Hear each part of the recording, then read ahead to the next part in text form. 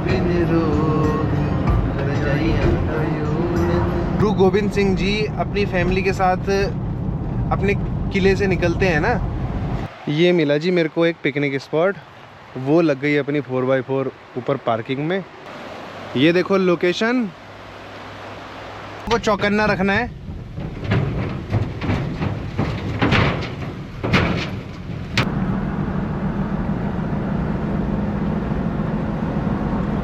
ये भाई सड़क, और ये अपने लेफ्ट साइड में है ब्लैक सी।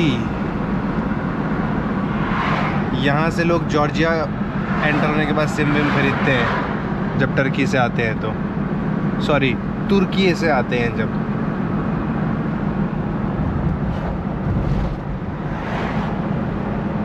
चलो कभी हम जब ऐसे ट्रिप पे आएंगे तब देखेंगे। लेकिन यार जो लैंड बॉर्डर क्रॉसिंग है ना, बड़ा स्टूपिड काम है, बहुत टाइम लगता है भाई, बहुत टाइम लगता है। मेरे को तो लगता है कि यही ठीक है अपना, बाई एयर आओ, जिस भी देश जाना है वहाँ गाड़ी रेंट करो और उस पर से घूमो। सस्ता सुंदर टिकाऊ जुगाड़ यही है। ये देखो लेफ्ट साइड में मेरे बीच रिजॉर्ट्स बने हुए हैं। पहले मैंने सोचा था रात को मैं यहीं बीच पे सो जाऊं, फिर मैंने सोचा नहीं ये ज़्यादा सेफ़ नहीं लग रहा, हम तो भाई ट्रक वालों के पास सोएंगे, ट्रक वाले ज़्यादा सेफ़ होते हैं। तो मैं ट्रक स्टॉप पे जाके वहाँ सो लिया रात में। मस्त गाड़ी की सीटें वीटें फोल्ड करी, पूरी की पूरी बेड सा बनाया और सो गया। अपनी बोलेरो की बड़ी याद आई यार। बोलेरो में मेरे पास गद्दा होता है हमेशा, गद्दा होता तो और कंफर्टेबल नींद आ जाती। पर कोई दिक्कत नहीं है, चल गया काम।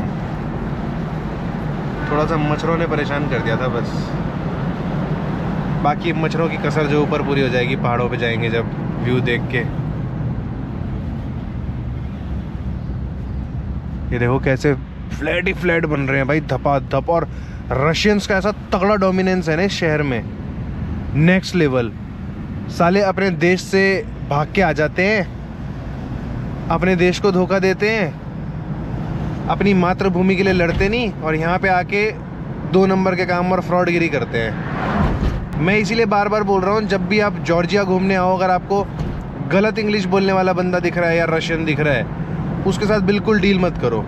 क्योंकि जो अपनी माँ का नहीं हुआ, जो अपनी मातृभूमि का नहीं हुआ, वो किसी का नहीं होगा फिर। रशिया को भी ना, रशिया में भी ना हमारे जैसे सिस्टम है, जैसे हम लोग भारत माता बोलते हैं ना, ऐसे ही रशियंस भी अपनी धरती को मदर रशिया कहते हैं। और इस समय मदर रशिया को अपने इन बच्चों की बहुत ज़रूरत है जंग में साथ देने के लिए। और ये हरामखोर अपने देश से मुंह छुपाकर भाग के आ जाते हैं और अपने देश को धोखा देकर आ जाते हैं। पूरी ज़िंदगी उस देश को खाया, उस देश का नमक लिया, और लास्ट में जब उस देश को तुम्हारी ज़रूरत है तो तुम धोखा देकर आ गए अपने देश को, और यहाँ पे आके तुम चोरी चकारी करने में लगे हो। सही फेंटती है इनकी सरकार इनको भाई, ये इसी लायक है।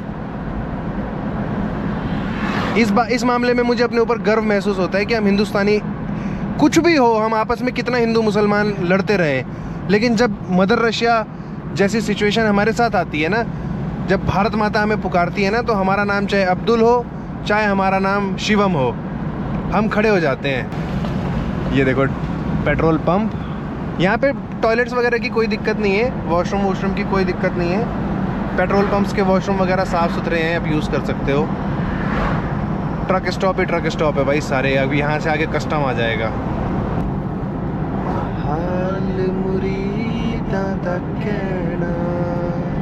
सनराइज़ हो गया, सनराइज़ के साथ साथ ही बाबा जी का नाम सुन लेते हैं, थोड़ा दिन अच्छा निकल जाएगा।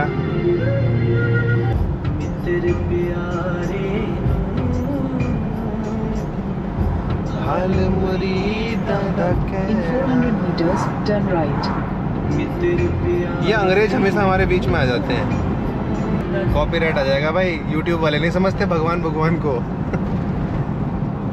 एक्चुअली मैं पता है क्या करता हूँ, मुझे ये वाली लाइन बहुत पसंद है। ये ना 4 साहिबजादे मूवी है, उसमें क्या होता है, जब गुरु गोविंद सिंह जी अपनी फैमिली के साथ अपने किले से निकलते हैं ना, तो रास्ते में उन्हें बड़ी कठिनाइयों का सामना करना पड़ता है।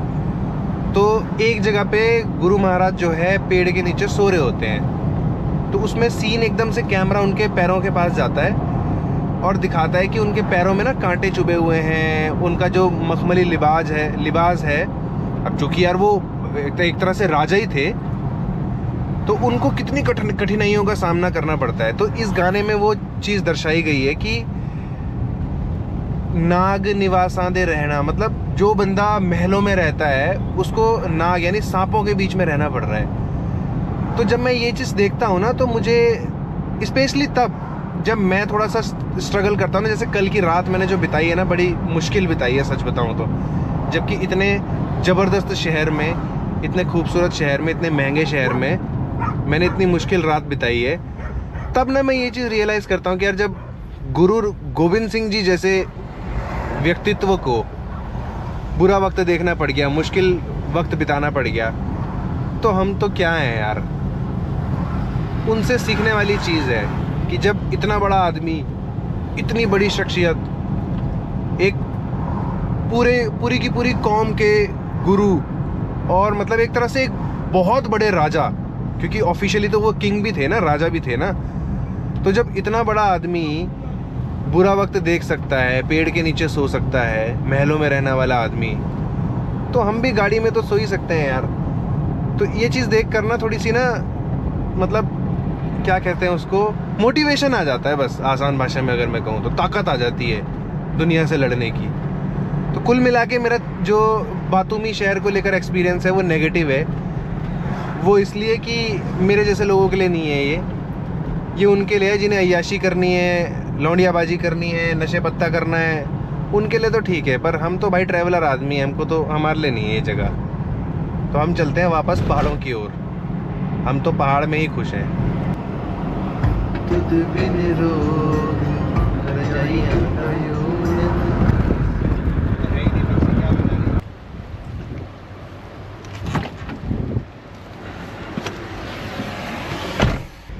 अभी रास्ते में ना कीड़ा नाम का एक गांव आया, इस गांव का नाम है कीड़ा। तो यहाँ पे फास्ट फूड करके बहुत सारी दुकानें थी, तो मैं रुका। तो यहाँ पे ना खाचा पूरी नाम की आइटम मिलती है, तो वो मैंने ली, उसके साथ ब्लैक कॉफ़ी पी। काम तो चल गया, लेकिन अगर मैं कहूँ कि यही अगर इंडिया में ऐसा एक छोटा सा गांव आया होता, जैसे हम शिमला विमला की तरफ जाते हैं, मसूरी जाते हैं, तो आते नहीं है कि रास्ते में हमें छोटे छोटे गांव आते हैं जहाँ पे हमें चाय, पकोड़े, समोसे, ब्रेड पकोड़े, छोले भटूरे, पराठे, मतलब नाश्ते में कितने सारे ऑप्शंस हैं हमारे पास, आलू पूरी, मतलब मैं गिनाता रहूँगा शाम हो जाएगी, डोसा। यहाँ पे भी ना इनका भी हाथ तंगी है यार खाने के मामले में ना। लेकिन मैं जॉर्जिया की कोई बुराई नहीं करूँगा भाई, जॉर्जियन लोग बहुत अच्छे हैं। मैं जब उस दुकान में गया, मतलब फास्ट फूड वाली शॉप में, तो उस लेडी ने मेरे से पूछा क्या खाओगे, कैसे खाओगे, तमीज़ से, बिल्कुल प्यार से। तो मैंने बोला बिना मीट का कुछ है, तो उसने बोला कि ये खाचा पूरी खा ले। फिर मैंने खाचा पूरी ली, पैसे भी ज़्यादा नहीं, 3 जेल लिए। तो कॉफ़ी उसके पास ना वो बेकार वाली कॉफ़ी थी सारी ना, वो नेस्कैफे के वो पाउच नहीं आते हैं 1-1 रुपये वाले वो। तो मैंने उसको बोला, मैंने कहा यार मेरे सिर्फ गर्म पानी दे दो, मेरे पास अपनी कॉफ़ी है। उसने गर्म पानी दिया, गर्म पानी के भी पैसे नहीं लिए। तो लोग बहुत अच्छे हैं, पर खाने में इनका हाथ तंग है। अब इंडियन रेस्टोरेंट्स तो यहाँ है नहीं। एक वो मिला था उस दिन, वो पंजाबी भाई का अपने का, वैसा कुछ मिल जाता तो है मज़ा आ जाता भाई। एक तो मैं रात भर ढंग से सो नहीं पाया क्योंकि गाड़ी में सोया हूँ, तो हालत ख़राब सी है मेरी। एक अच्छी सी मील मिल जाए तो मज़ा आ जाए। मैं सोच रहा हूँ, मेरे पास भेलपुरी पड़ी है हल्दीराम वाली, उसको बनाया जाए किसी बढ़िया सी लोकेशन पे रुक के, तो मज़ा आ जाएगा। लोग बहुत अच्छे हैं, लेकिन भाई खाने के मामले में हाथ तंग है इनका भी। चलो, कम से कम व्यू अच्छा है। खाचा पूरी खाई मैंने, थोड़ा तो कम से कम एनर्जी आ गई शरीर में। अब बढ़ते हैं आगे और पहाड़ों के भीतर। ये मिला जी मेरे को एक पिकनिक स्पॉट, वो लग गई अपनी 4x4 ऊपर पार्किंग में। अब ये देखो, ये सरकारी पिकनिक स्पॉट है, मतलब यहाँ पे कोई बंदा नहीं है। यहाँ टॉयलेट भी है, वो सामने बैठने की जगह है, ये ओपन वाली जगह है, झूले वूले लगे हैं। मस्त अपना यहाँ फैमिली के साथ आओ, अपना पिकनिक मनाओ, वापस साफ़ सफाई करके चले जाओ।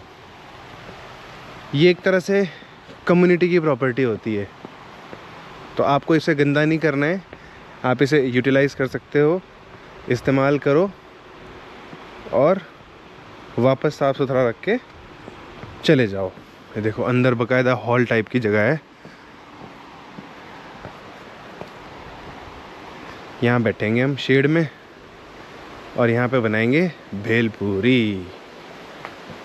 वो सामने हाईवे चल रहा है, ये रही नदी, नदी की आवाज़ आपको आ रही होगी। ये देखो पिकनिक स्पॉट।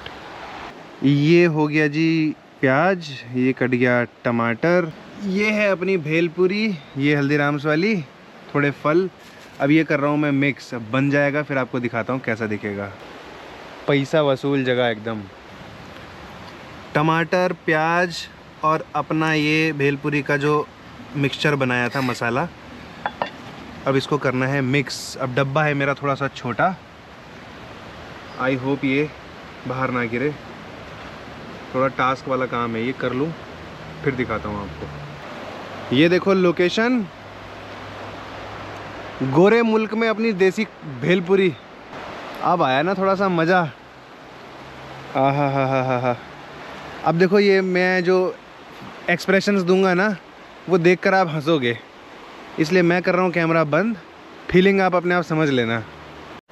भाई भेलपूरी आधी खाली आधी बची है, गाड़ी में बैठ के खाऊंगा। ये जो कचरा है ना, यहाँ पे एक्चुअली कोई मेंटेन करने वाला है नहीं, तो मैं कचरा यहाँ फेंक नहीं रहा हूँ, लेके जा रहा हूँ साथ में, गाड़ी में रखूँगा। जहाँ मुझे डस्टबिन दिखेगा वहाँ डस्टबिन में डाल दूँगा। अगर आप कभी किसी ऐसी जगह पे आओ और आपको दिखे कि मेंटेनेंस करने वाला कोई नहीं है, तो प्लीज़ जगह को गंदा मत करो, अपना कचरा अपने साथ लेके जाओ। ऐसा मैंने आपको क्यों बोला, ये देखो डस्टबिन की हालत। डस्टबिन अभी साफ़ सुथरा पड़ा है लेकिन इसमें पानी भरा हुआ है, मतलब यहाँ कोई सफाई करने वाला आ नहीं रहा है कुछ दिनों से। ये छोटा सा नलका दिख रहा है, इस नलके में मैंने बर्तन भी धो लिए, अपना पानी भी रिफ़िल कर लिया। और जैसा मैं हमेशा बोलता हूँ, पानी खरीदने की कोई ज़रूरत नहीं है, थोड़ी सी नज़रों को चौकन्ना रखना है।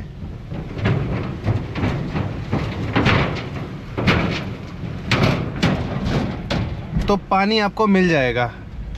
आप मानो या ना मानो, जब भी आप ट्रैवल करते हो ना, तो पानी खरीदने में आपका बहुत पैसा लगता है, बहुत पैसा, जो आप बचा सकते हो, जिसमें सिर्फ पैसा नहीं, आप एनवायरनमेंट को भी बचाते हो प्लास्टिक की बोतल से ना खरीद कर। ये देखो ये भी पानी का स्रोत लगा है एक, क्या बात है, मज़ा आ गया। भेलपूरी ने दिन बना दिया भाई, दिन बना दिया।